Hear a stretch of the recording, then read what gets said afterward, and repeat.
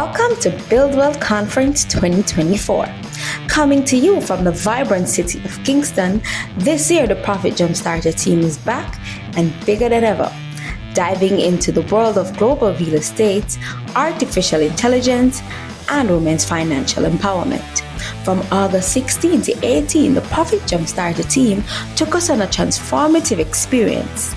Founder Keisha Bailey and their team curated an event packed with groundbreaking insight, actionable strategies delivered by a stellar lineup of experts from all around the globe. Get ready, as Business Access TV will be showing you all the highlights. Stay tuned.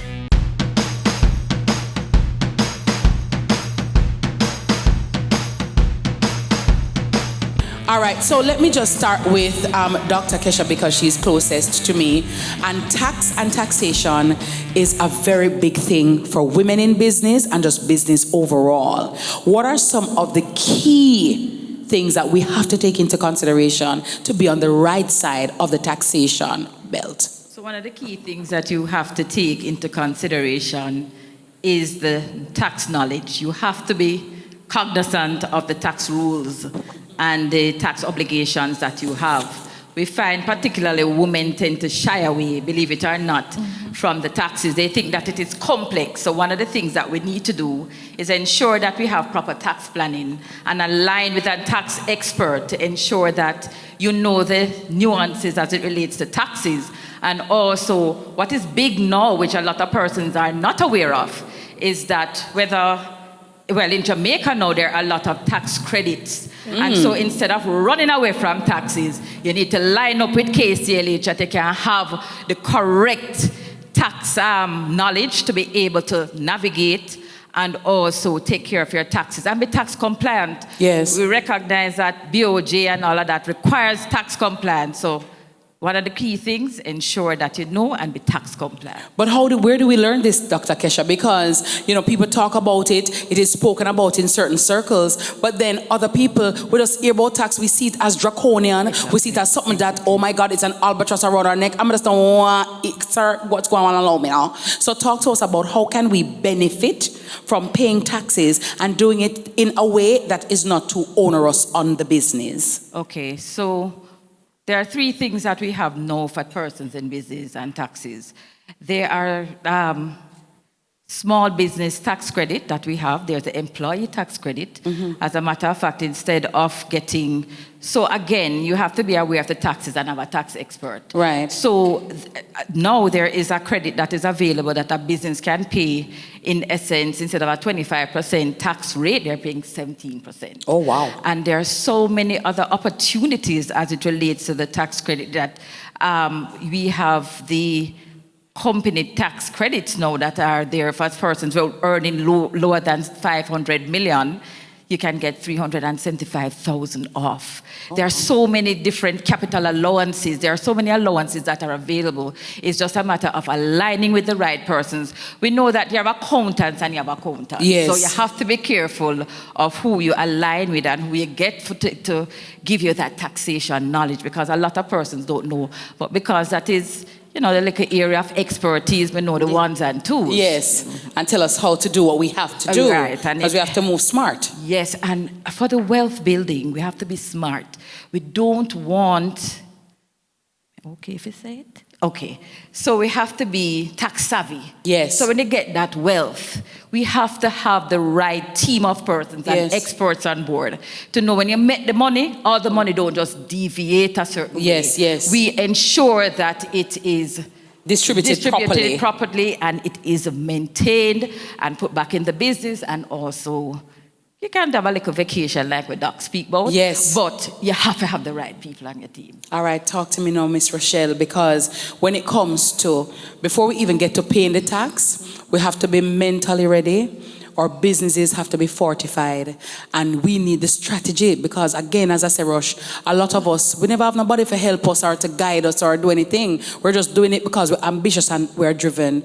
As a strategist, as an expert in that field, what are some of the things that women need to do and men need to do in their business to fortify their business to move in our upward trajectory? Thank me like your blouse. You look nice. Oh, thank you, Jane. Yes. No, it's great being here at the Build Wealth conference. And, as we talk about strategy, a lot of times we think strategy is only something that big business does. Yes. Strategy is in our personal life, is in our working life, is in our business life. And one of the things that I want us to remember is that as a people, Jamaica is 62 years of independence. As black people, as women, we are just getting into business. So we also have to be gracious with ourselves. We are now seeing faces that look like us. We're seeing Sandra Sway, we're seeing Terry, we're seeing Naomi. We're seeing people that look like us and are doing the things that we want to do. I always say that strategy starts with your personal life, and mindset starts with your personal life for you to be able to translate it into business. So even when I thought about the panel, I said women in business. Everybody not thinks that everybody have to go into business. Because you see, if you work for people, you are in a business. And you need to first learn how to show up in the business that you're in. As women, and I coach a lot of women, but I actually coach a lot of CEOs. My friend called me the CEO whisperer. So I coach female CEOs and male CEOs. And it is funny that a lot of the issues and insecurities just go across people, go across gender. A lot of times we do not believe that we are deserving of where we are. But my first thing is whether or not we believe we are deserving of where we are there. Act like you belong there. As Dr. Swaby say, I have to be delusional. So I am delusional for myself, and I'm delusional for persons in business. Anything that you think you can do unless you decide you're not going to do it. The business of making money requires in us a space of wanting to receive wealth and grow it. We have to surround ourselves with people who also understand how business run. So, even as somebody in business, I have a business panel of persons that I sit with. But they weren't just a business panel, no. It's people from when I was working in an office with mentors who show me how to calculate money. Kesha is here. I love you, Kesha. Yes. People always tell me, you're in business, and them tell me them don't like maths, and them don't know how to read a balance sheet. I'm like, go on YouTube. YouTube will actually help you to learn how to read a balance sheet. Sit with somebody. If you do not even know the means that you're making money, the products that you're making money from, when you're growing the business to a certain part, who do you need in the business? Because another thing is that sometimes we build the business to a little point and we're going well with it, but we don't want to pay nobody to help us with the business to take it to the next level. Right. So there is a part of us that has to release the feeling that I was not meant for greatness. I was not meant to build wealth. I was not meant to make a lot of money, but when we release it, we also have to say, I was meant to do it for me, but I was also meant to grow it for other people. So I can hire people, I can pay them well, I can get consultants like Prescient and Kesha to come in and help me grow the business. So what are the base things with your business strategy? What is it that you really want to do? What do you want to do? What do you want to be best at? And I want you to write this down, right? Because these are questions that we're going to be asking ourselves after this conference. And maybe you need to call Rochelle and book some time so that you can go through a session with her to help just to clear the fog. Because sometimes if you keep regurgitating the negativity or the same thing, we're not getting anywhere. So I need, again, somebody who is an expert to help me. Yes. So ask the question, what is it that I want to be great at? This business that I want to do, if you're doing a business of building flowers, I wish to be the best florist, not just in Jamaica, but in the Caribbean, earning revenue of X amount of money. A lot of times we build a vision and the vision doesn't have a monetary value to it. Put a monetary value to it. What am I great at? What are the things that come naturally to me, and what are the things that I need help with? If you're building a business with flowers, I know how to arrange flowers. Do I I grow flowers, where am I going to get the flowers from? If I get a certain capacity of flowers, who is going to help me with the flowers? If I get sick, will the flowers still do? And you do your blocks of it. From each of it, how am I going to earn revenue from each of these things? Register your business. We like to hide business. Don't hide your business. Register your business. Print cards, print a QR code. People enter into business, nobody knows you. You come into this room. Miss Kitty said to meet 5 people, meet 15 people. Tell them what you do. And all I'm going to ask all of you to do right now is to write down, if somebody comes to you and you introduce yourself, what are you going to tell them? My name is Rochelle Cameron. I'm founder and CEO of Prescient Consulting Services Limited, and our mission is to become the McKinsey of the Caribbean. Thank you. You see that? Thank you. Do you see that? That's a Miss Universe answer, you know. Very well said. But let me jump to Seraphia a minute, because from a legal perspective, as we're talking about women and business and taxation and just really registering your business and all of that, talk to us about what your expertise and how women can benefit from your knowledge. Right, so we're at the Build Wealth Conference and we're talking about making money, but a lot of the times we forget that we need to protect those assets and protect the money.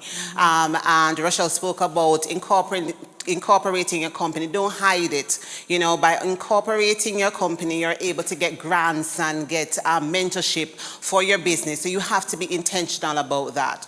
And through Denton's Delaney, we're now in the process of formalizing Denton's corporate services to assist persons in terms of incorporating their business. But we're the guys that you come to when you want to make sure that everything is protected, yes, and you are walking along the right road. Not to say that you won't make mistakes, but you're likely to make less mistakes if it is that you seek out the expertise before. So you have that blueprint, you want to figure out, you know, what are the steps that I should take. I hear Miss Kitty said, you know, sometimes you want to know if you should go here, go there, put your foot here, don't put your foot there. Then it's also important for you to find out legally now, what are the aspects or what are the steps that I need to take to ensure that I don't butt my toe so many times. Yeah, I like that you said that, and we can learn from other people's mistakes. You don't have to buck your toe because you might just broke your ankle. Exactly. So we can look at others and the mistake that they've made and learn. But Seraphia, I like that you spoke about protecting the assets, right? Yes. Because one thing I know, when people dead and deadlift is abound, is a lot of problems. Talk to me especially about women with children, men with children who need to protect their assets so that their families, their children, and who they really want to get, what they need to get it. Well, that's very interesting that you said that, because I just did a will for my mother and made sure that all my family members, or most of them, are now thinking about the will. So you work very hard to grow your business and to build the wealth, but at the end of the day, you're silenced if it is that you do not have estate planning or you don't have a will. The government will decide what happens to your assets and your estate. And if you die intestate, which is without a will, then certainly the Administrator General steps in and they take a huge chunk of your estate before the people that you are relying on or expect to get the funds would even see a dime of that. So sitting with an attorney and sort of looking at what the landscape is in terms of where you are and where you want to go, and who you want to leave those assets to is very, very important. It's one thing about building the wealth, but you have to safeguard it. And we talk about generational wealth. It's making sure that those assets go to the person so they can continue to build on it. I have an 11-year-old daughter, and I tell her all the time, listen, this is for my grandchildren, children, whatever we leave, you need to build on it. But I first must take the step to make sure that I'm protecting those assets so that you are able, I'm able to pass the baton to you to be able to do what you must. Seraphia, I'm happy that you said that, very well articulated. Some people though might think, but Seraphia, I only have one house, I only have one car, I only have one pair of earrings, I don't really have no billions. Like, I'm not rich like Bill Gates and them Monday. So like, what do I don't know, like, me have things for, me have nothing really. Yeah. What about those persons, or what advice would you give those persons that though it may not look like a Jeff Bezos estate, your estate is still valuable? Well, you have to be intentional. So you have to, I'm always looking at, and I encourage you to look at yourself, not where you are today, but also where you want to be. And even if it's one car, one house, one asset, it's your asset that you've worked so hard for. A lot of us in the room are breadwinners. People rely on us. Think about if you are no longer here, what situation would you leave the people that you say you love in, right? Is it a situation of power, or is it a situation where Lord Jesus will motherfucker find the money to bury them, you know? So what I would say is start where you are and then look forward to where you want to be. Those wills and those estate planning can always be adjusted. As you grow, it will grow with you. But if you die without thinking about protecting those assets, you're silenced. Think about it. Everybody can use their voice today. You can tell somebody, don't go in my car, wash the car, you know what I mean? But when it is that you die without a will or estate planning, then you are silenced. Nobody hears from you. They do what they want with it. And, you know, the law has some regulations to say, you know, how the assets will be apportioned. But certainly, if you don't take away anything, use your voice and get some some estate planning. Love that. Very well said. Because those who you may think will do the right thing when your eyes are closed, trust me, many times they won't. And you'd be surprised of those persons waiting in the wings. Just a sharp them teeth, Kesha, for when your eyes closed, for run in and pilfer, even from your children. Yes. But also, Kadeen, just you talked about marriage earlier, just so that everybody knows, when you make a will, the day that you get married, the moment your marriage becomes a marriage, your will is nullified. Yes. It's gone. So like you make the will before, and when you get married, also make it again. Yes. Just in case Yes. it's not your husband you're leaving the things to. Yeah. You know, you have to make the will all over again, dated the date of your marriage. So a lot of people end up without a will after they're married. I was actually going to put that point, but thank you so much, counsel, because we're paying attention in probate class. Because I said, because sometimes if you're not like your husband like that, yes, sir, you're not get my things. My kids, them. Connecting him, my sister and him brother, them running. Excuse, move. Yes. So you have to be careful. So thank you for that.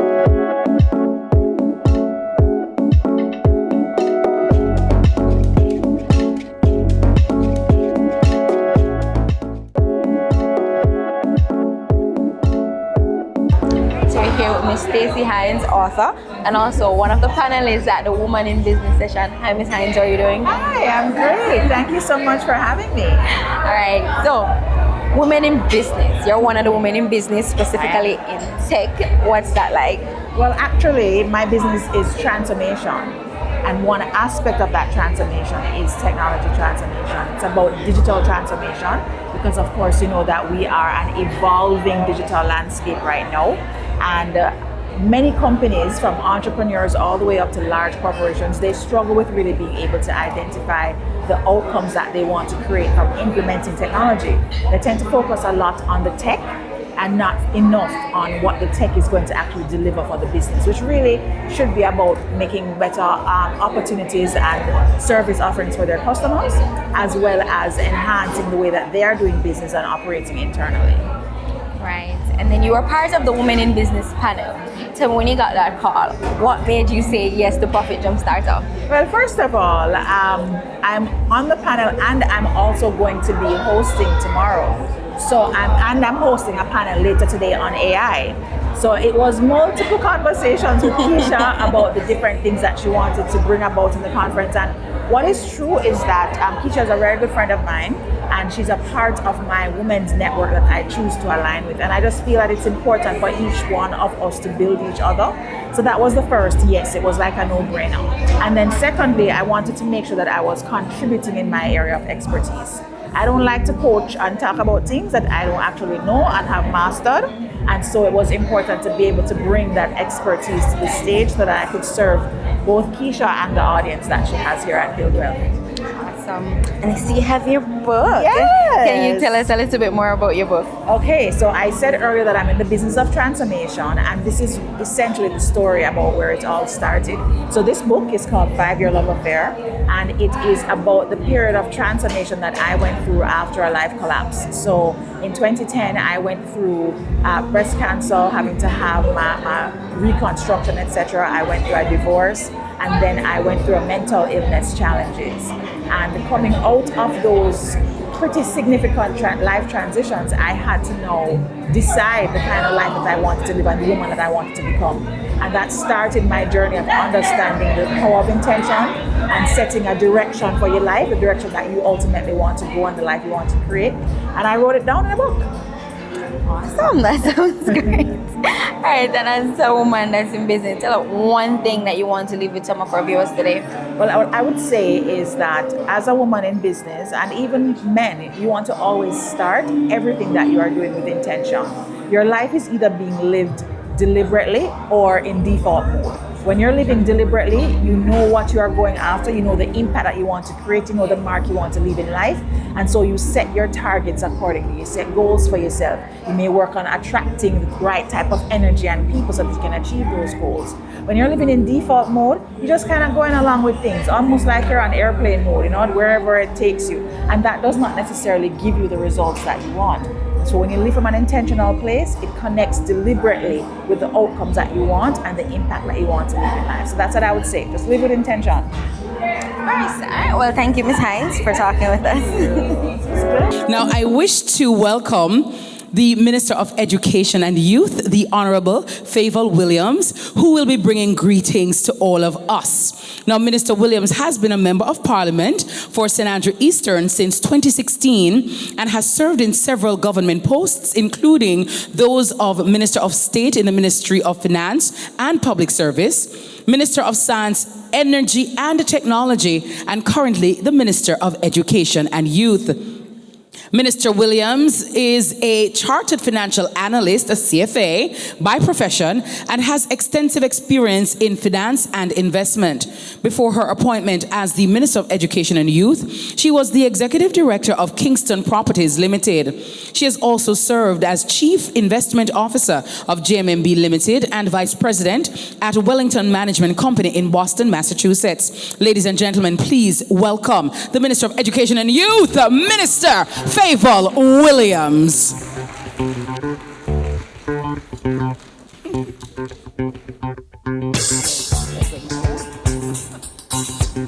Thank you, Ms. Kitty. Good afternoon, everyone. I trust you're well fed. No? Nobody not answering that? We're not about to embarrass me, no? Say yes, Minister. Yeah, Minister. All right. I want you to give a round of applause to Mrs. Kadeen Wilkinson.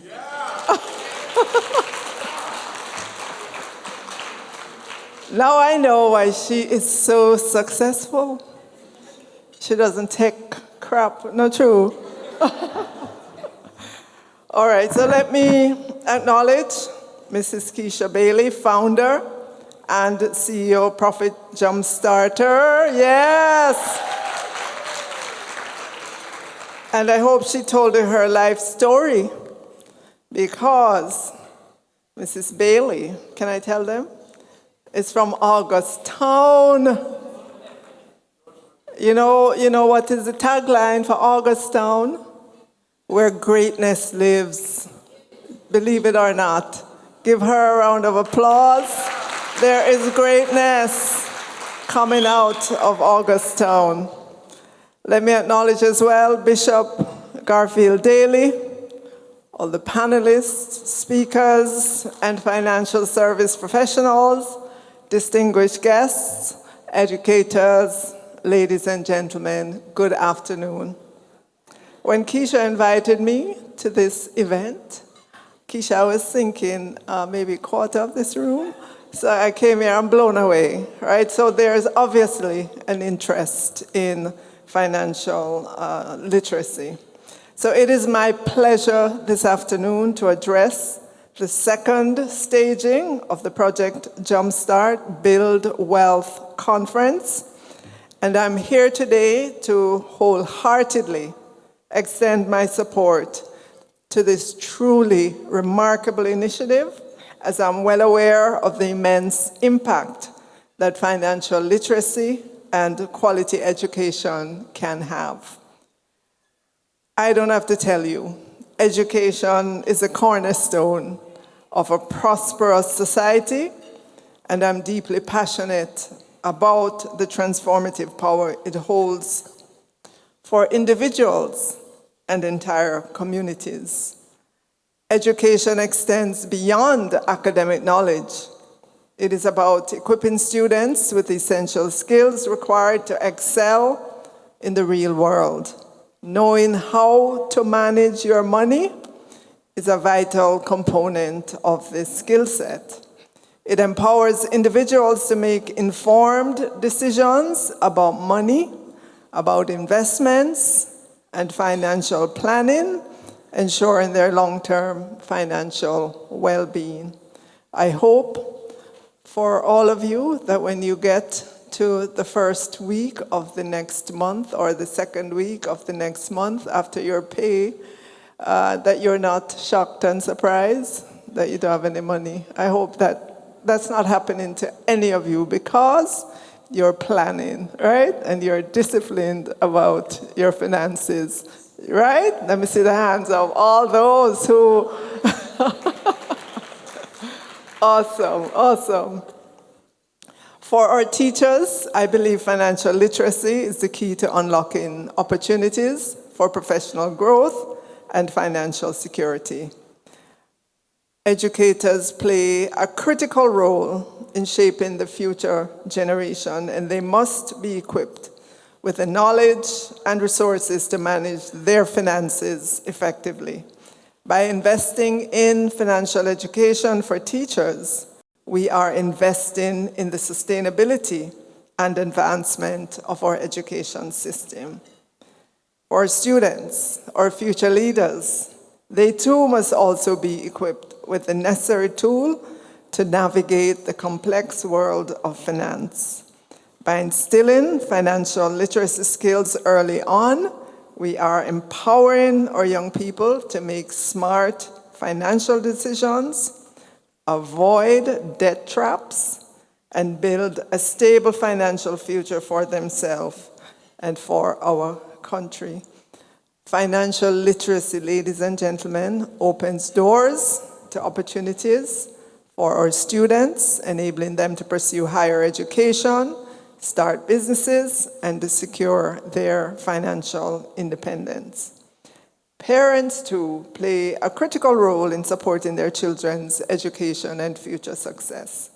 By promoting financial literacy among parents, we are creating a supportive environment that reinforces the value of financial education. Parents who understand the importance of financial literacy are better equipped to guide their children towards responsible money management policies, which will undoubtedly set them on the path to financial independence from an early age. Today, I got a call from one of my daughters. We have 2 daughters, and I was kind of beaming because she was asking me, what's the difference between whole life insurance and index insurance? And I was happy to explain it to her. So it's good when they ask those kinds of questions, because I know growing up in my young days, you never want to think about insurance because you think you're going to die, right? But insurance provides security. Think of it as security, a safety net for, a lot of things that can happen in life. Did I hear an amen? Awesome. So, ladies and gentlemen, as I stand here, I can tell you I am committed to incorporating a more widespread financial literacy education into our schools' curriculum to ensure that every student has the opportunity to develop these critical skills. It's not enough to excel academically. Our students must also be equipped with the knowledge and skills to navigate the financial landscape with confidence and competence. And so I am committed in my role to understand the critical needs of our parents or educators, and through public-private partnerships, we can integrate financial literacy as one component of our education system. In my previous collaboration with Profit Jumpstarter, we successfully hosted a series of webinars to engage teachers in learning about financial literacy. And I know that proved very beneficial for the teachers who attended. We're now thrilled to continue this partnership with the launch of the Profit Jumpstarter Academy, which I'm sure you spoke about earlier, right, Keisha? Profit Jumpstarter Academy. And of course, that will be an online portal. But more importantly, this will provide scholarships to 200 teachers for the upcoming academic year. That deserves a round of applause, right? This initiative will further enhance their ability to teach financial literacy and proper money management effectively. The scholarship,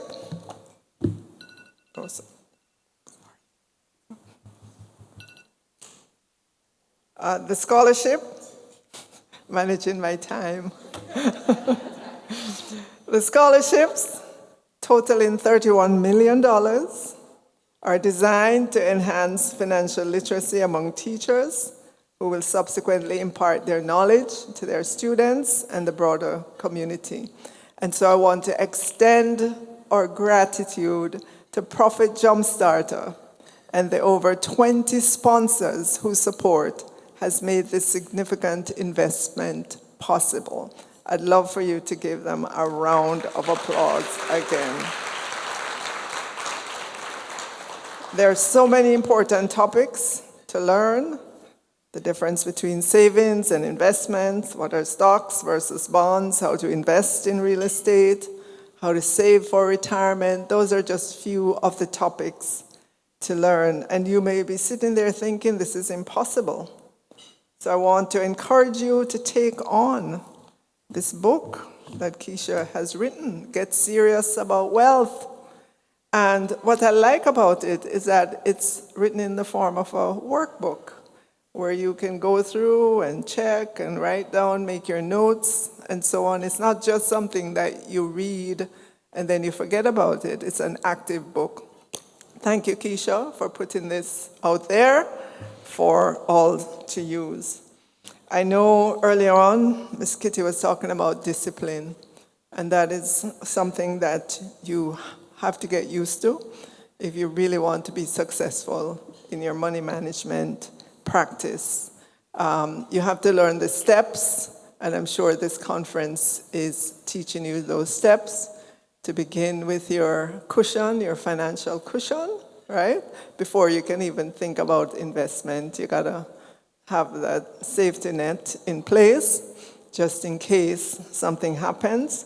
Then you don't have to run to those people who will lend you money at very high prices, which will put you even further into debt. So I know that this conference here today is teaching you valuable lessons, and I implore you, take notes, walk away committed to starting, because if you don't, you'll never develop those habits. A year will go by and you'll be in the same or worse place. So take it on. You don't have to do everything all at once. There's this concept of micro habits, just doing a little bit at a time. But if you do it consistently, you will see great results. And so, ladies and gentlemen, Keisha, I want to just big you up.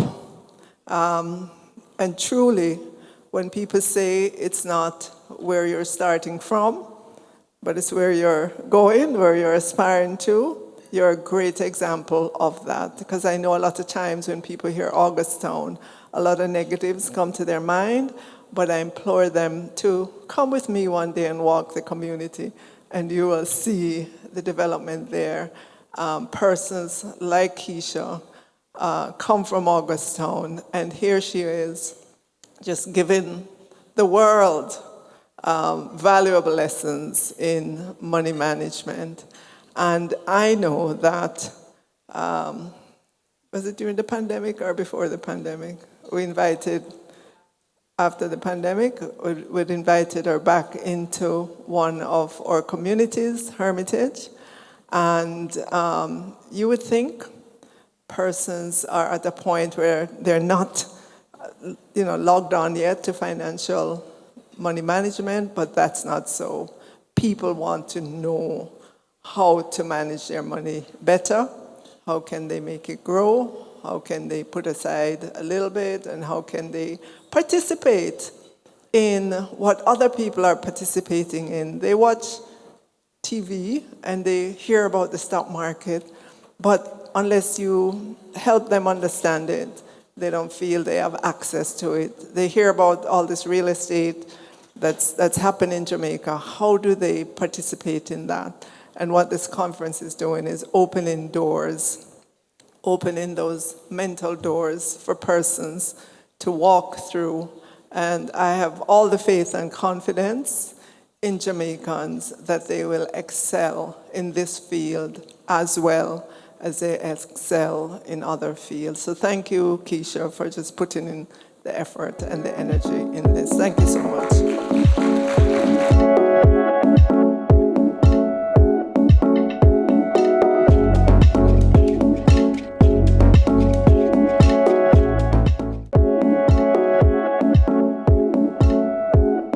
All right, welcome back to Business Access.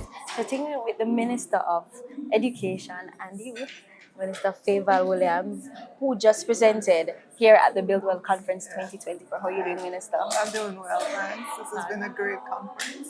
Crazy. It is. So, Profit Jumpstarter, just how exactly did you become a part of this conference?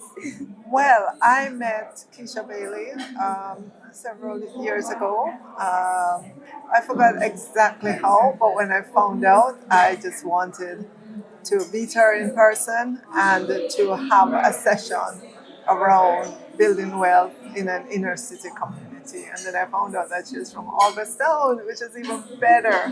So we did put on the session with other speakers as well, and it was well received. I was just delighted at how many people came out to listen to what she had to say.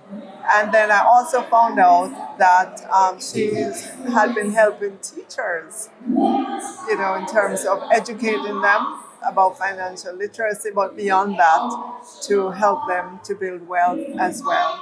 And so we had her do some sessions for teachers on a broader scale. And now she's notched it up even more to say, okay, I'm launching this academy, and here are some scholarships for teachers to come on, 200 teachers.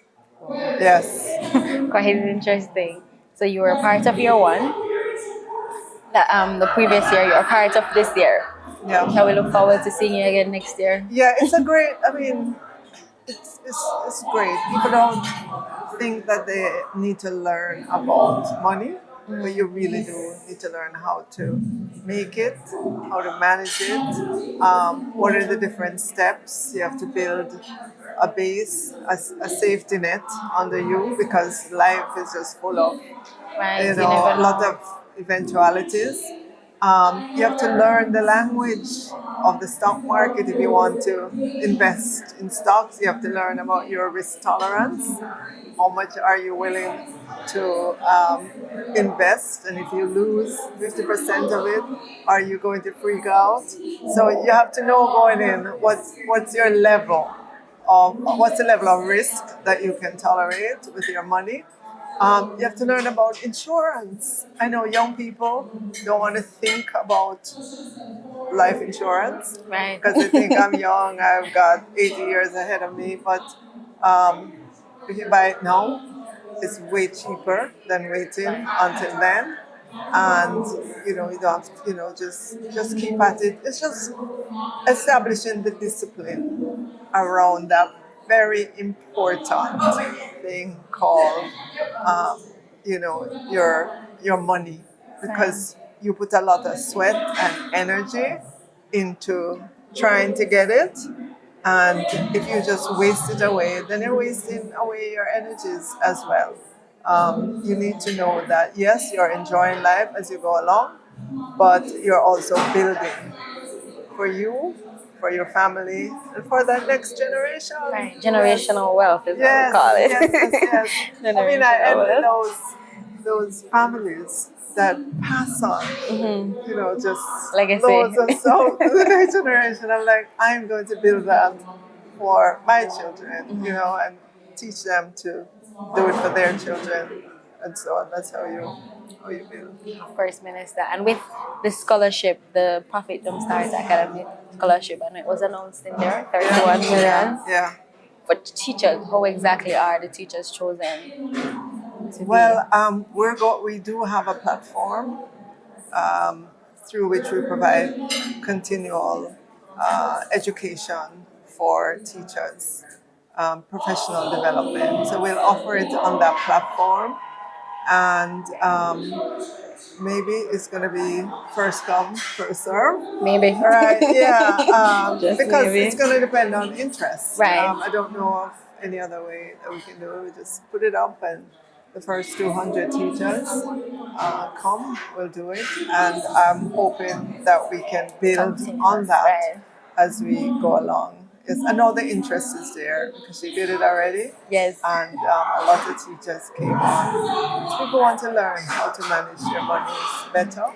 It's not something that we really teach now in the education system, but it's something we ought to infuse in a systematic way into the curriculum, so that by the time you leave high school, you really, you have some knowledge. Right. So when you go onto your first job, if that's what you do, you know that when you get your first paycheck, What to do with it. exactly. Right, because they teach you how to make the money. Yeah, But not how to manage it exactly. Right. You don't want to blow that first paycheck and then go, oops, what am I going to do now? Yeah. You want to be intelligent about money management. All right, well, Yes. thank you, Minister, for taking the time out to talk to us and educating us a little bit more on money education. Yes. All right. With even Airbnb, do people sometimes do contracts with Airbnb? Have you seen something like that for the parties? So if somebody keep partying my Airbnb, mash up the things, do they come to you to say, all right, I need a contract done or anything like that? No, they wouldn't. So what happens is that the platform itself has the terms and conditions. Yeah. That Gotcha. govern both the person, the host, as well as the guest. And it's, to be honest, I feel like mainly guests don't do that. I feel like you do get your odd chance. You do get your one-off chances where somebody might try to hold a party, but I don't think it's nothing to scare anybody away from actually setting up an Airbnb. There's still good returns. Yeah. Because 95% you're gonna have good guests that respect your place. You see what I'm saying? And at the end of the day, Airbnb offer a $1 million air cover. So if you can prove that damages have been done, you'll be covered by Airbnb. So you don't have to really worry about if anything happens to that level. You know what I mean? All right. So not everybody may want Airbnb, though. Some people think, can't bother with the hassle, up and down. So are there other real estate strategies for Ryan and Trisha that you've seen clients use? I'll start with Trisha. So in other words, basically buy and hold.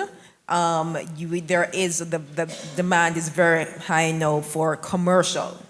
There is high demand, and what you find, especially Sister Rafia shaking her head, it's that especially for these developments that are going up, it's difficult to get individual units. So generally, what you find is that the developer is holding on and just renting all of them. And so right now, it is that if you have the commercial space, you're holding the handles.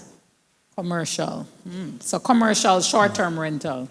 Yeah, man, commercial is perfect. But what you can do as well, you live in Jamaica, right? Yeah.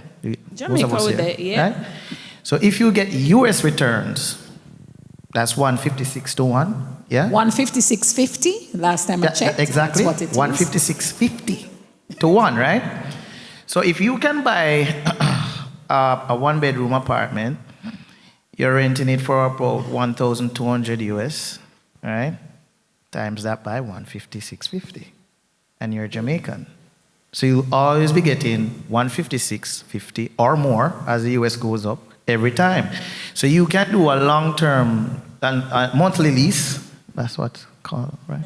A monthly lease where you're getting US, but you have to buy in particular areas that give you that return, and it's more of the newer type complexes, which I was telling someone today that those properties generally fetch around 40 million for the one bedroom, but you have to look at the expenses to maintain that, what your mortgage amount is going to be, and all of that. But try and see if you can get US rental on a monthly basis. Nice. All right, we're going to open up for some questions. We have our mic just to make sure. Yes, Ingrid, hello.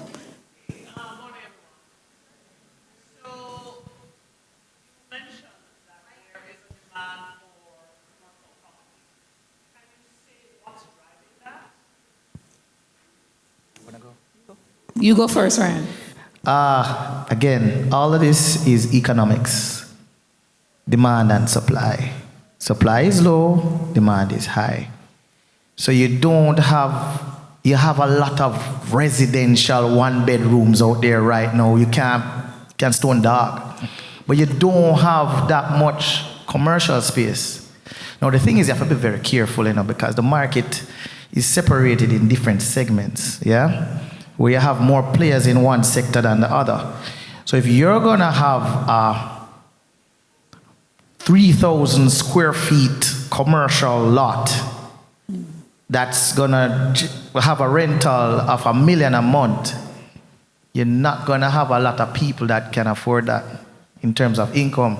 You're gonna have to get probably a company, a large firm that can afford that, which most of those companies own their properties already. They're not looking to rent.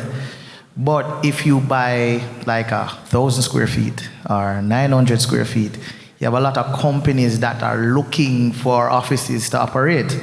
You understand? So you have to be very careful. But back to your question, demand and supply. Next question, yes. Morning, Jerome Mills, civil engineer. Glad to be here, loving the information that is being given out.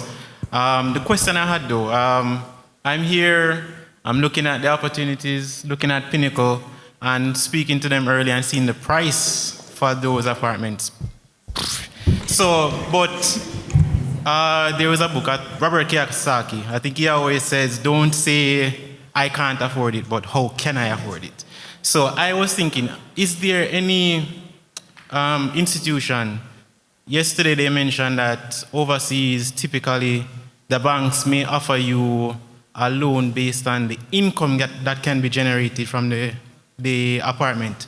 Is that something, or is there an avenue in Jamaica where if we look and we see these properties on the North Coast for 100,000, 200,000 US, but we don't have that cash on hand, can we go to the bank and say, I can show where Airbnb in this area is renting for X amount. The mortgage will be X minus 2. So there will be a difference between that. Can I get a mortgage or a business opportunity, a business loan to get into that real estate space? Love that question. So maybe Miguel take it on some of the deals you've done. Yeah. So I feel like some of the banks, I could probably name maybe two. I know Victoria Mutual definitely was offering a service like that, and JMMB. So what they would do, they would use 70% of the potential Airbnb income, and then the remaining 30% would be from your salary. So if you can provide those numbers to the bank, then yes, they could fund that deal for you. And that's something that I've personally done myself. Nice. Yeah. But I know of other ways. I know Pinnacle is going to talk about this when they come up, but we have to think also about joint ventures. Have you come in on deals with persons? I know Trisha and team, Seraphic, can hook you up with some legal contracts to the partnerships. Have you done any deal like that where you team up with other persons? Yes, so I'm currently doing a joint venture right now where we're going to be building 30 apartments and 10 townhouses in... People are listening. Them want one of the 30. You know what though? It's something. You know, once this is successful, it would definitely be something that I'll be planning to offer to the average person. You know what I mean? Wanting to get into the space. You know, not only that, I feel like I want to really take my Airbnb business model to the Airbnb market. I mean, not to the Airbnb, sorry, to the stock market. You know, and do an IPO here and list it as an IPO where, you know, if you can't afford a deposit for a house, but you can buy a share in my company and you can get, you know, interest on your money and you can be a part of my business. Do you see me? So that's what I'm currently in the process of doing. Nice. You know? Yeah.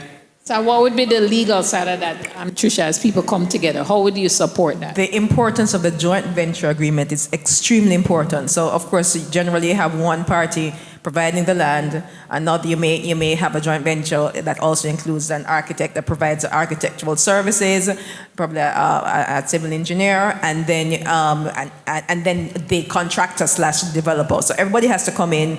They have to be able to quantify the value that they're putting in and how that is going to be extracted once development is completed. Generally, it is that, you know, they say, well, somebody's going to get this number of units and then the rest will be sold. And what could happen is that then they could share in the profits after that. But yes, joint venture is definitely something that we are seeing now, and you see it with persons who are experienced. But you have to ensure that the joint venture agreement captures everything. Right, so we don't have to have the money ourselves. We don't. It's a combination of partnership, and then we use other people's money. We go to the banks, we go to the NHTs, and we come together and we say, all right, let's do a deal. So don't ever let I don't have enough money stop you. We're all sitting at tables with people, smiling. I know Pinnacle is going to share a lot about the details about how to do this. Make it happen. You're here for a reason. Right? Deals are made every day. That's how business goes. All right, so I wanted to wrap there. Thank you guys for this discussion. Where can persons find you to continue having talks? Trisha did. Okay, so we're online. We also have a desk over there. Yes, we also have a desk over there, but it's very easy to find myself, Trisha Gay O'Connor, Seraphia Spence. Stand up, Seraphia, so let me see you. Ask up all the questions. All right. Well, we have a physical office, which is in the Panjam building in New Kingston. All right. Ryan? Yeah, all right. So we are right there. Task Appraisals and Task Realty, brother-sister companies, right? I'm the head of both firms. We have an office on Maxfield Avenue, shop 11, and we are also in Portland. Also, just to let you know, does anyone, give me a raise of hand, everyone that owns a property? Wow. Good. Picture man, capture this, please. Please. Good. All the homeowners, nice. All right. Anyone that wants to own a property? Stand up. Who want to own the property? Stand up. Wave it out, yes. Wave it out. All right. So all of you, whether you own or you want to own, you're gonna need to do an appraisal at some point, right? No, only because you're at the Built Wealth Conference. Only because. You will be given 25% off of your valuation. But you have to come to the booth. Look here, guys. Ryan is not cheap. I can tell you. I'm not cheap. He's valued properties for me. He is not at 25% discount. I'll be taking you up on the offer for sure. We're talking several tens of thousands, even hundreds of thousands of dollars in terms of discount. That is huge. Right. So you have to get a coupon? Yes. Okay. Yes. So you have to make your way to the booth, and so we can write you up and you can collect your coupon. All right? All right. Love that. All right, Miguel. Yeah, so you can find, if you want to stay at any of my Airbnbs to really get an Airbnb experience, you can definitely check us out at Shea Living on Instagram. And if you want to have more, information and tips and, stuff that I do on a day-to-day basis, doing real estate, you can follow me on Instagram. I am Miguel Russell, where I'll be giving away free content. And yeah. What about persons who want to work with you and set up an Airbnb? Well, that's something that I'm looking into. I'm looking into offering a consultation service. So if you follow us on Instagram, you'll see all the information coming out on that. And of course, they can see you walking around too. Of course, and I'll be outside as well, so you can, talk to me, ask me any questions about real estate, about Airbnb, and about migrating from the UK to Jamaica full time. Nice. Do you know what I mean? Because that in itself is a total different experience. It's a big shift. You know what I mean? A big shift. All right. Thank you, everyone, for being on our panel. Thank you.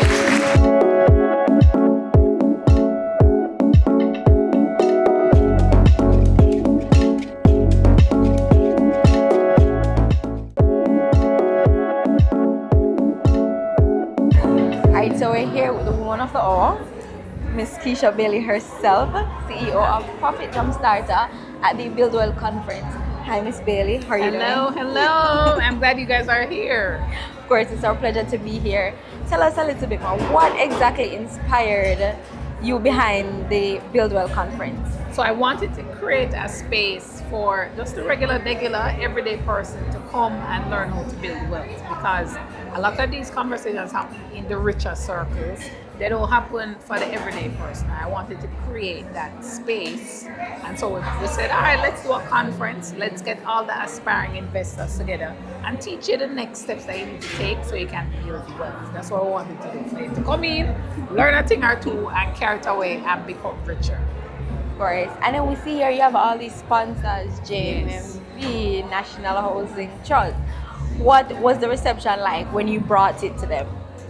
So one of the main things, especially with the financial institutions, they like collaborating with us because they are that key piece of implementing what I would be teaching. So when I teach about, for example, life insurance with Sagicor, I talk about emergency savings with JMB, or we talk about building a portfolio with proven wealth, or we talk about GK, mutual funds, and international investing. When we do that, I can't implement it. I'm not a financial advisor, but these companies all have financial advisors who are now ready right here in the room as well to help people to implement what they've just learned. So you get the knowledge and you also get the execution. Right. And then this is the first staging of it, or is this going to be a yearly This is thing? year 2. Last year was our first year. This is our second year. I will keep getting bigger. I don't know what next year is going to look like, but it gets bigger and bigger and bigger. So that's good. Right. And then, so it's going to be a yearly thing going forward. Yes, yeah. New sponsors are always welcome to come on board, of course.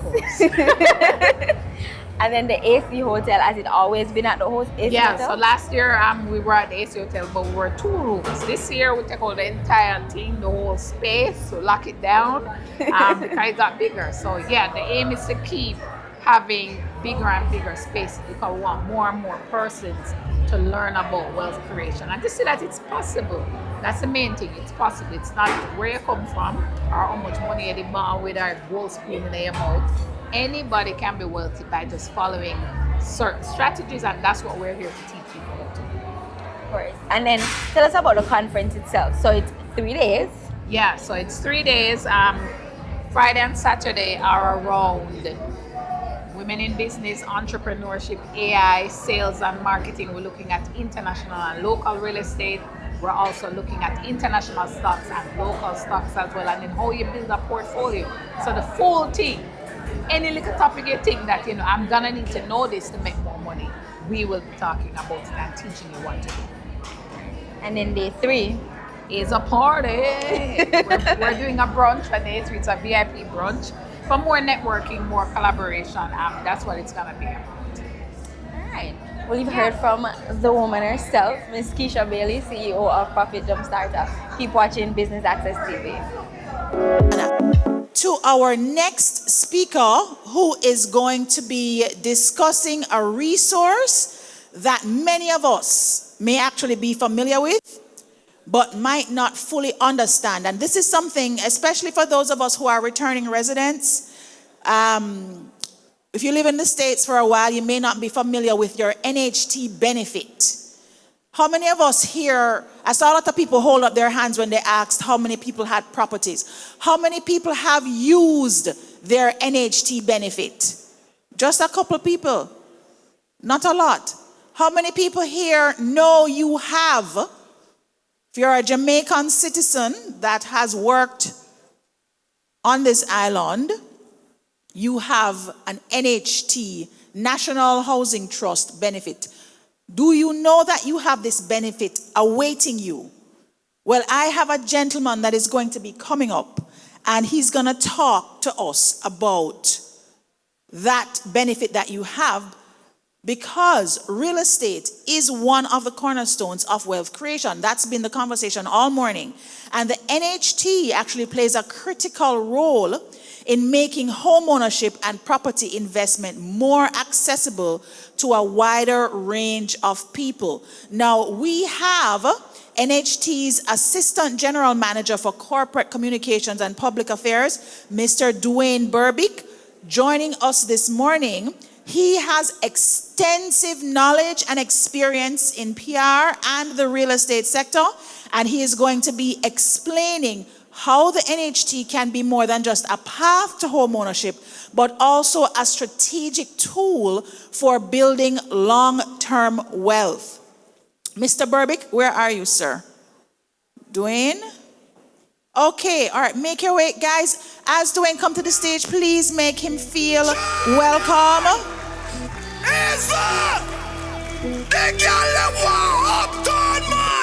She want rich. Young millionaire, 9-10 figure. Money for enough like you. Rich. Yeah, you thank you. There's your mic. Just very quickly, Mr. Burbick, right? Okay, I am I'm a soon to be Jamaica homeowner, and I'm actually purchasing a property on the North Coast. I think I talked about it last year. If whoever was here last year, I'm finally closing on this beachfront condo. You step out on the balcony and the water splash in your face. I'm that close to the water. Can I use my NHT? Are you going to explain how that can fit into Definitely. I'm going to tell you that and so much more. Okay, because we're all going to Money Mountain, and we want to have a property when we reach to the pinnacle, and we need the NHT to help us to pay for it. How many people are on the way to Money Mountain still, or did I lose you all on the journey? Okay, just a couple. For those of you that have fallen off, if you need some water or some coffee or something, that's coming up more shortly. Please make Mr. Dwayne Burbick feel welcome. Thank you so much. Thank you very much, and a pleasant morning, everybody. No man, you can't do better than that. A pleasant morning, everybody. So we're talking about real estate financing this morning, and of course, you're all here because you're on the path towards wealth creation, and definitely real estate is one of those tools that gets you there the fastest, perhaps. So I know you are at different points along the home ownership journey, probably not yet a homeowner, probably have the first property already, looking for the second. So we're going to delve into some of the products, some of the services that the NHT has, and give you a few tips as well to help you along that home ownership journey, all right? Sound good? All right, so let's do this. Right, so I'm going to share with you a little about our external financing mortgage program, which is our joint financing arrangement between the NHT and other mortgage finance institutions in the market. Tell you a little about our NHT online platform, which makes the customer onboarding journey moving from contributor to mortgager a seamless process as it relates to getting your eligibility letter. And finally, I'll tell you about some new NHT benefits that were announced last month and how they can further help you along that journey. So our external financing mortgage program, we call it EFMP for short, it really allows the NHT contributor to use their NHT benefit without the hassle of going between two mortgage institutions. So the maximum amount the NHT lends a contributor is $7.5 million. But we know in this current real estate market, of course, you need a little more than that.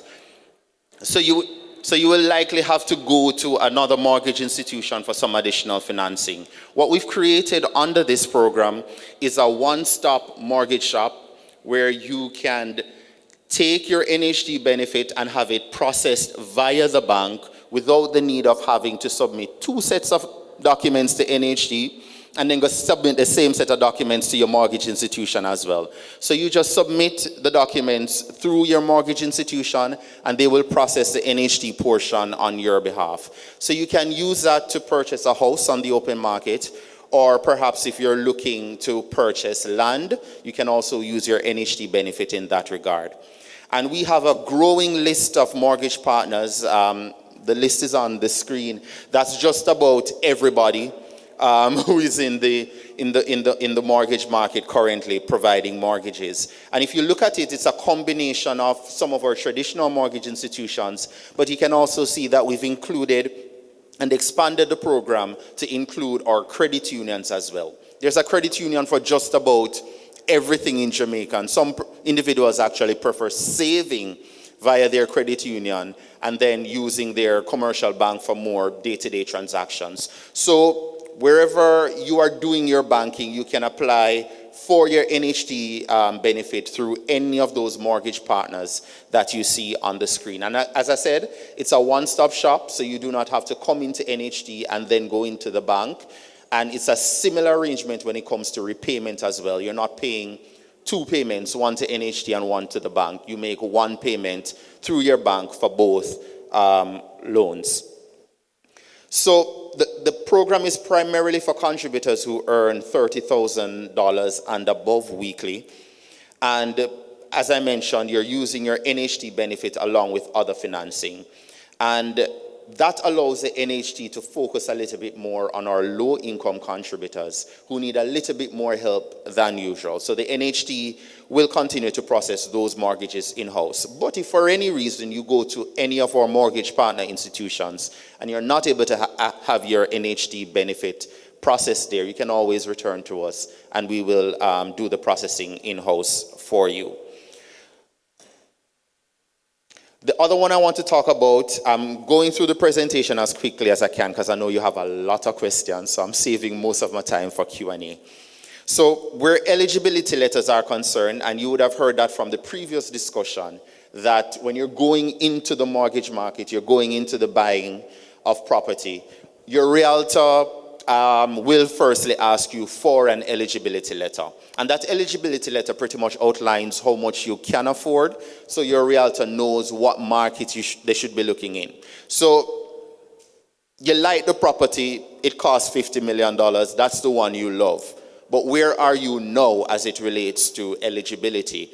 And it's a letter that I think you need to become more familiar with, not something you get put down, but a letter that you probably even need to update from time to time as your financial circumstances change. So if you're looking at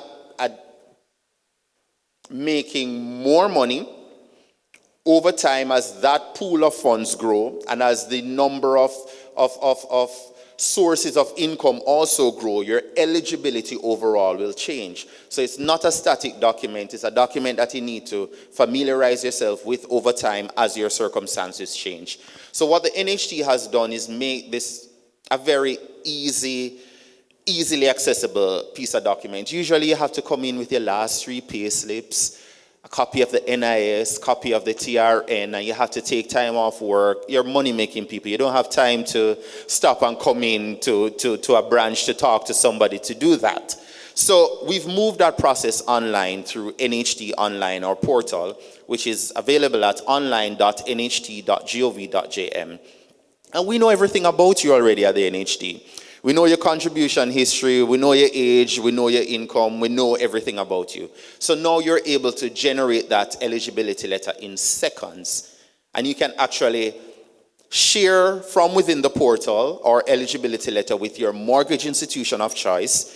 If you haven't selected a mortgage institution as well and you're doing some amount of shopping around to see who is going to give you the best interest rate and overall the best mortgage terms, from within our NHT online portal, you can actually share your eligibility letter with different mortgage institutions so they can do a further assessment as to how much they will lend you in addition to the NHT amount. So you're able to download that. As I said, the letter is generated immediately, and you can also share that letter with your realtor as well.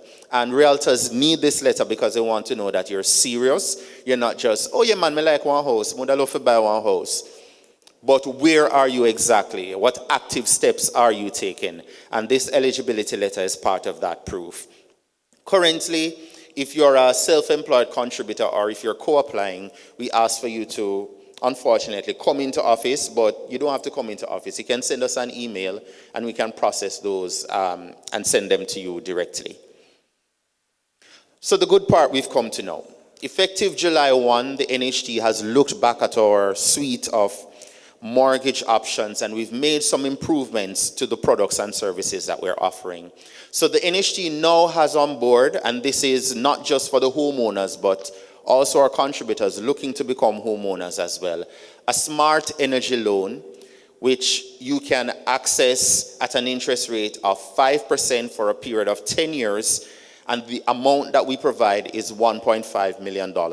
So you can use this smart energy loan for going solar. Last month was a catastrophe for many people. Probably still is for some, where they have not yet recovered as it relates to having electricity. This is a tool that will help you should a situation like this occur again. So if you're a homeowner, you can access that 1.5 million at 5%. You can access it wherever you're servicing your mortgage. So if you're servicing it through the bank, you access that $1.5 million smart energy loan via the bank. Or if your mortgage is being serviced at the NHT, then you apply directly at the NHT. For those who are not yet homeowners, my recommendation is, as part of your homeownership onboarding, that you apply for this loan at the same time. So the NHT offers 7.5 million, I pointed that out already. This is a different 1.5 million now that the NHT provides specifically for smart energy loan. I'm waiting for the applause. Thank you. So it's different from our other loan arrangements because we realize times are changing. People are want more energy efficiency, and you don't want to have the choice of, do I fix up the house or do I put in solar panels? So now you can actually do both because we have separate loan products for that. As it relates to fixing up the house, we have a 10 plus home improvement loan. So previously, you would get a second loan from the NHT after 15 years to do home improvement. We've reduced that time to 10 years because naturally your property will go through a little wear and tear. You probably started with 2-bedroom and you want to expand over time, put in another bathroom, or probably just change the features and the fixtures to things that are more modern. $3.5 million is what the NHT provides for that home improvement loan. We also have a smart energy grant that we've put in place alongside the smart energy loan, primarily for our pensioners who, they've gone through life already. They can't take on a loan at this stage in life, but they too want lower electricity costs. So we are going to be providing grants of $1.5 million for our retired public sector workers. And we are looking at providing 30 grants per parish over the next 3 years. We're also pushing out with our Home Starter program, which is primarily targeting our young people who probably having recently left university, you want to get on that home ownership ladder. You don't want to necessarily wait until you're 40 or 50 to start the journey. But you may not have all the fiscal space to do the kind of dream home that you probably think you need. And I say probably because dream homes aren't bought. Most times they're built over time. And home ownership is a journey. It doesn't start with it starts with the first property, but it doesn't end there. So you can start under our Home Starter program. You buy a studio unit from the NHT, And when you think you've outgrown that property, you pretty much sell it back to us. We'll buy it back at market rate. So whatever equity that you've built up into the property over the years that you've had it, you won't lose that. And when you sell it back to the NHT, the other sweetener we're putting in is that you're able to get back a full, what we call non-homeowners loan. So you're able to get back that 7.5 that we initially lent you for the property as well. I thought I would get some applause there too. And I want to talk about our young adults for a little bit. I see the quarrel, I see the cussing that we get on social media all the time. NHT are just the old people, they want to help. When they not help, we none at all. Well, help is here. So effective July 1, the NHT has now a more conscious approach to how we, distribute our NHT scheme units. So generally, the NHT, and you have to think about why the NHT was created. So the NHT was created because a lot of public sector workers were retiring and not being homeowners. So if you look through the NHT over the years, you will see a bias towards that group. But things and times have changed. Young people want a house too, right? Indeed. So effective July 1, a minimum of 10% in every NHT development will go towards contributors who are 35 years and under. Never had to beg for that award. Thank you. So, and I say minimum because what we do are housing demand surveys and what we call site-specific surveys that tell us for every development who is interested, who are the people living in the area in that particular parish, what are their profiles and how much they can afford. So if we're going into a parish where we know there's a greater concentration of young people, then we can always have the justification via that type of data to say, okay, let's not do 10% this time around. Let's perhaps do 20. Let's perhaps do even 30. So based off need and based off what the data on the ground indicates to us, we can always move that 10% up. If you're a small business owner, we know COVID has been rough for a lot of people, and so perhaps there may be some challenges in terms of meeting those obligations to the NHT. So between July and the end of this financial year, the NHT is actually offering an amnesty to employers who have 50 employees or less, and your business earn less than $425 million annually. What that amnesty allows is for you to get a waiver of some of the interest payments and penalties that may have accrued, especially between 2019 and 2023, when COVID did a beat with bad left, right, and center. If you're a charitable organization and you're in that position where you're perhaps not up to date with those contributions that are being made, the amnesty also extends to you. I would recommend that you jump on board in the first tier of the amnesty, which goes up to September 30, 2024, where we're offering up to 100% waiver on some of these penalties and interest. We move into the next tier from October to December, and it won't be 100% then, it will be less. And then January to March, it goes even lower. So again, if you're a small business, charitable organization, 50 or less employees, and you make less than $425 million a year, you can avail yourself of this amnesty. Just some general reminders about the NHT. That's our interest rate structure. So we have the majority of our contributors actually are in that first band of minimum wage to $30,000 per week. Majority of Jamaicans, almost 70% of Jamaicans actually fall into that group. So the majority of Jamaicans actually get a loan from the NHT at 0%. Thank you. Our next group, 30,001 to 42,099, and these are weekly incomes at 2%. 42,001 to 100,000 per week at 4%.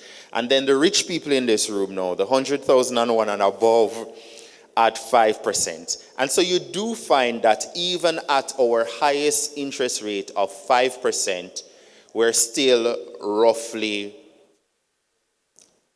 almost half of where the average mortgage rate is in the market. So the average mortgage rate on the market is roughly 8 to 8.5%. The NHT, even at its highest, is 3.5 percentage points below that.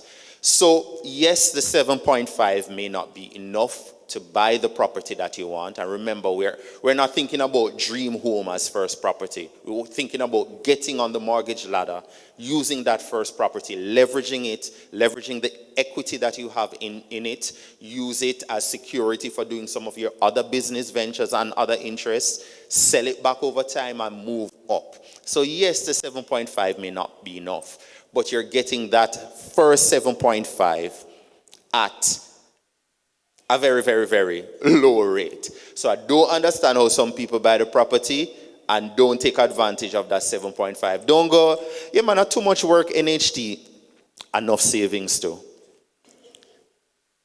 A few reminders to access an NHT benefit. You're between the ages of 18 and 70. 65 is when most people retire. But for different reasons, people may continue to work beyond 65. We allow you to continue to contribute to, so you can actually have access to our benefits. You must contribute for a minimum of 52 weeks. That's all it takes. 52 weeks of contributing to the NHT to get a loan from us. And that doesn't have to be 52 continuous weeks. It can be 6 months you work at one company, 4 years ago, then you work 3 months at another period. But at the time of loan application, you must be current.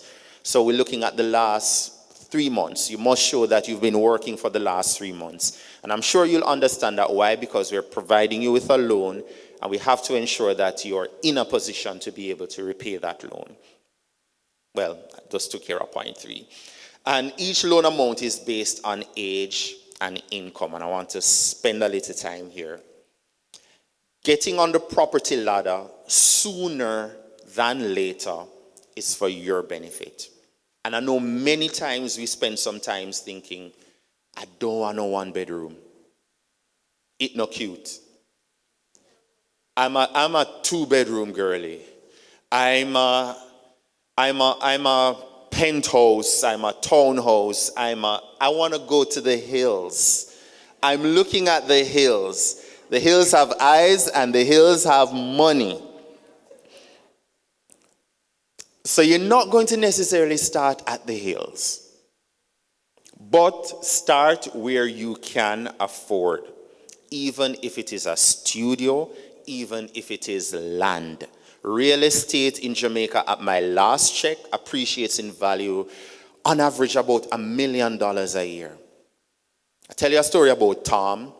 Tom bought a property in 2019 for about 25 million. In 2019, when we thought prices were, crazy. In 2024, guess how much Tom's property is worth? No, guess, real guess. 40 nice, but I know 40. No, tell me what you think. If you're not saying 50, you're not anywhere near the answer. Tom did smart.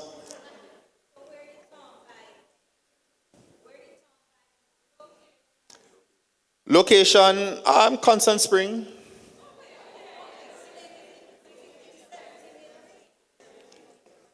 I say that to say in 5 years, real story, a property has moved in value from 25 to... Imagine if 10 years ago you bought that studio, that 1 bedroom, that piece of land. Can you imagine what it would be valued today? Start sooner.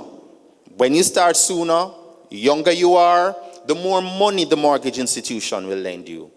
The younger you are, the more time you have to repay that mortgage. The more time you have to repay that mortgage, the smaller, more manageable your monthly payments will be. And I know most times you think, no man, I'm going to save up for buy the big house. No. Start with the small house. When you've outgrown the small house, sell it. Move to the medium house. Sell the medium house when you've outgrown that, and ultimately we get to big house and ultimately dream house. I promise I'm going to save some time for questions. So let me just wrap this up real quick. So any two qualified applicants can actually apply and combine for an NHT benefit. The NHT goes up to 3 applicants where there are 3 immediate family members. And that's the benefit of real estate. I know we don't like team up with people, especially family. Yeah, when it comes to real estate and family in Jamaica, we have some horror stories. I know. But the thing about it too is you don't have to go at it alone. And there are attorneys in the room, and there are attorneys who have real estate experience that can guide you and ensure that in those arrangements, family don't, leave you with a bucket, put it that way. Finally, I want to tell you about contribution refunds towards deposit. So that right side of your pay slip every month where you see that 2% deduction for NHT, and I know when you see it more time, you kiss your teeth because it's probably right under the 25% for income tax that you're paying, and you're just vexed with that whole right side of your salary. You pay you just avoid looking over there because heartbreak every time. But let me restore this love relationship with the NHT a little. Those contributions that you've paid over time, they are not lost. Yes, you can get them as a refund every year, and the NHT makes refunds every 7 years. But for those who are not yet on the property ladder, those contributions are actually savings that you can use as a deposit on your property. You can use it for legal fees. There are some reports that you'll have to get, valuation report, surveyor's ID report as part of the mortgage process. Ryan giving you a 25% discount already. But those NHT contributions add up over time that you can use to offset these costs. So if you're going through the mortgage process, whether you're going through the NHT or through one of our mortgage partners, ensure that you use this. Be familiar with this word, this term. So CRTD, contribution refunds towards deposit. It helps with your legal fees, your reports, your deposit, everything. So the less of cash in your pocket or in your bank account you're putting in the mortgage process, the better it is for you. So use up all the free money and the low interest rate money that you can get before you start looking at what's in your pocket. And that's my presentation. I'll take any questions. I hear I can take one and then we wrap up.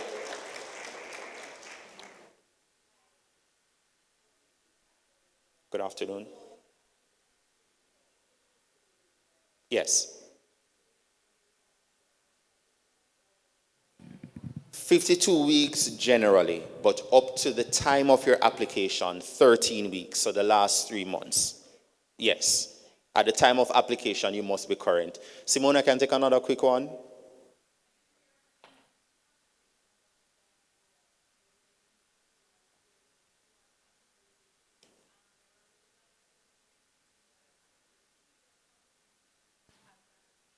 No, it's still 2 years for the person who is contributing from overseas for the first time. But if you are residing in Jamaica and you've moved overseas, then it's just 1 year that we look at. Another quick question?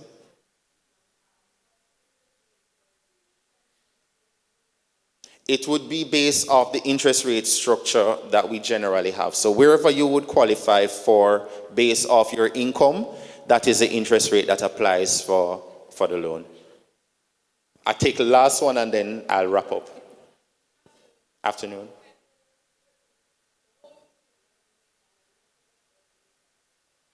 It can be used on a different property if, for example, you're selling the first or you've sold the first, you're no longer the owner of the first property and you did not lose that property through default.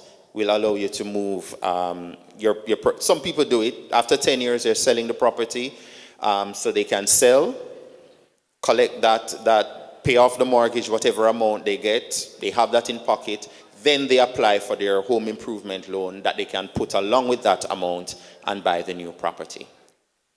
All right, thank you very much. I hope I was able to share something with you this morning that's going to help you along your home ownership journey. And I'm looking forward to hear the success stories of real estate. All right?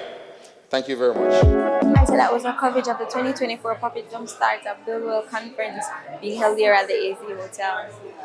Don't move, stay tuned to Business Access TV for more business content.